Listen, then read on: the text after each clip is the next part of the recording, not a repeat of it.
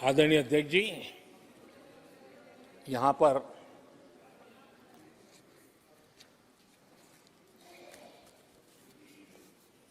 बहुत गुस्सा व्यक्त किया गया। जितना हो सका उतने कठोर शब्द में गुस्सा व्यक्त किया गया। उनका दर्द मैं समझता हूं, उनकी मुसीबत और ये गुस्सा मैं समझता हूं, क्योंकि तीर निशाने पर लगा है।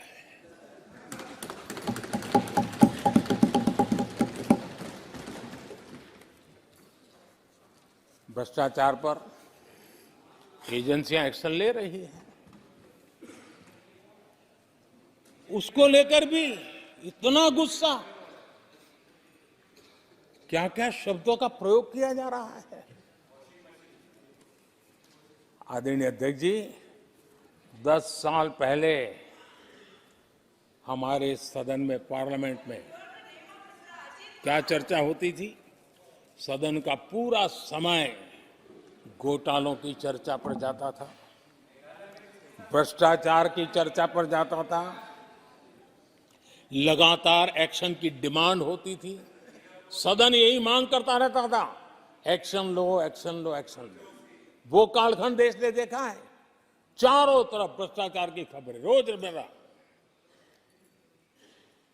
और आज जब भ्रष्टाचारियों पर एक्शन लिया जा रहा है तो लोग उनका समर्थन में हंगामा करते हैं। आदरणीय अध्यक्ष जी, इनके समय में एजेंसियों का सिर्फ और सिर्फ राजनीतिक उपयोग के लिए उपयोग किया जाता था, बाकी उनको कोई काम करने नहीं दिया जाता था। अब आप देखिए उनके कालखंड में क्या हुआ। पीएमएलए एक्ट के तहत हमने पहले के मुकाबले 2 गुने से अधिक केस दर्ज किए।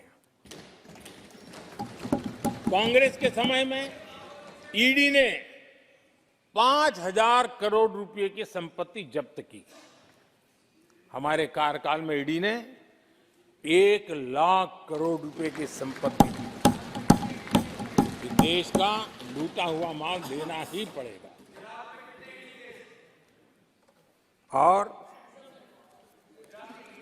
जिनका इतना सारा माल पकड़ा जाता हो, नोटों के ढेर पकड़े जाते हो, और अधीर बाबू तो बंगाल से आते हैं, देखे हैं नोटों के ढेर उन्होंने। तो किस किस के घर में से पकड़े जाते, किस किस राज्यों में पकड़े जाते थे। ये देश ये नोटों के ढेर देख देख करके चौंक गया है। लेकिन अब जनता को आप मूर्ख नहीं बना सकते। जनता देख रही है कि किस प्रकार से यूपीए सरकार में जो भ्रष्टाचार की बातें होती थी, उसका टोटल 10-15 लाख करोड़ का रहा है। चर्चा होती थी। हमने लाखों करोड़ के घोटाले तो अटकाए, लेकिन उन सारे पैसों को गरीबों के काम लगा दिया, गरीबों के कल्याण के लिए।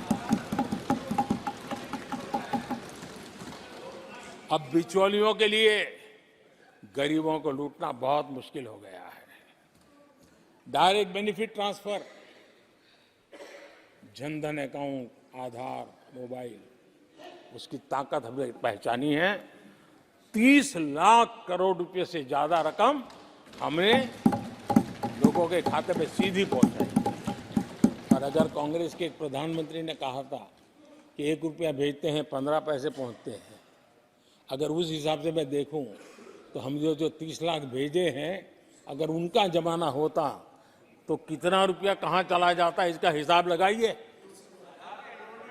15% मुश्किल से लोगों के पास पहुंचता, बाकी सब कहां चला जाता। आदरणीय अध्यक्ष जी, हमने 10 करोड़ फर्जी नाम हटाए हैं। अभी लोग पूछते हैं पहले इतना आंकड़ा था, क्यों कम हुआ? आपने ऐसी व्यवस्था बनाई थी कि जिस बेटी का जन्म नहीं हुआ उसको आपके यहां से विधवा पेंशन जाते थे। और ऐसे सरकारी योजनाओं को मारने के जो रास्ते थे ना, 10 करोड़ फर्जी नाम बंद किए। ये जो परेशानी है ना इन चीजों की है, क्योंकि रोजमर्रा की काय उनकी बंद हो गई है।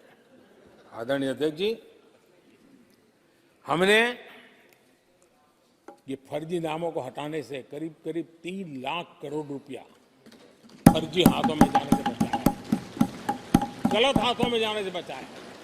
देश के टैक्स पेयर का पाई पाई बचाना और सही काम में लगाना, इसके लिए हमने जीवन खपा रखे हैं। आदरणीय अध्यक्ष जी, सभी राजनीतिक दलों को भी सोचने की जरूरत है और समाज में भी जो लोग बैठे हैं उनको देखने की जरूरत है। आज देश का दुर्भाग्य है, पहले तो क्लासरूम में भी कोई अगर चोरी करता था, किसी की कॉपी करता था, तो वो भी 10 दिन तक अपना मुंह किसी को दिखाता नहीं था।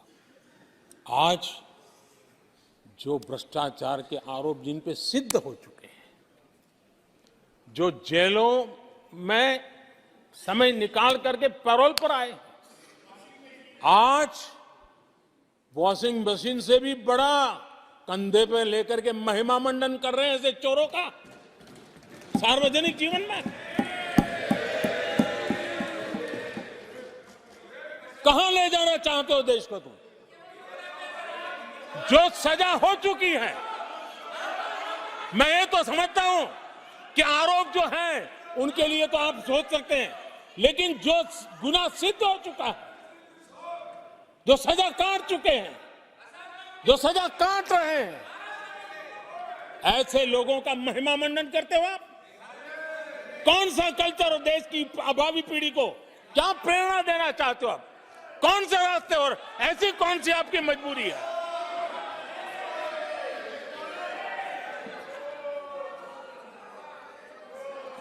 और ऐसे लोगों का महिमा मंडन किया जा रहा है, उनको महान बताया जा रहा है।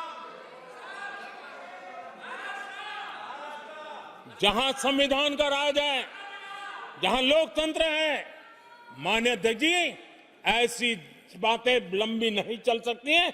ये लोग लिख करके रखें कि ये जो महिमा मंडन का काम चल रहा है उनका, वो अपने ही खात्मे की चिट्ठी पे सिग्नेचर कर रहे हैं लोग।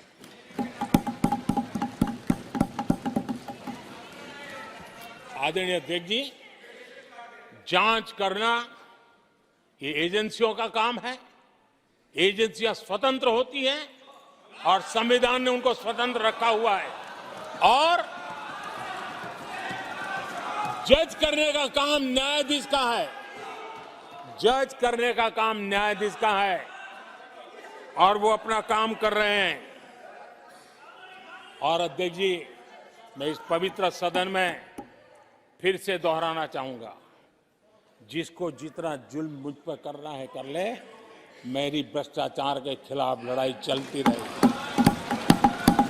जिसने देश को लूटा है उनको लौटाना पड़ेगा, जिन्होंने देश को लूटा है उनको लौटाना पड़ेगा। ये मैं देश को इस सदन की पवित्र जगह से वादा करता हूं। जिसको जो आरोप लगाना है लगा लें, लेकिन देश को लूटने नहीं दिया जाएगा और जो लूटा है वो लौटाना पड़ेगा।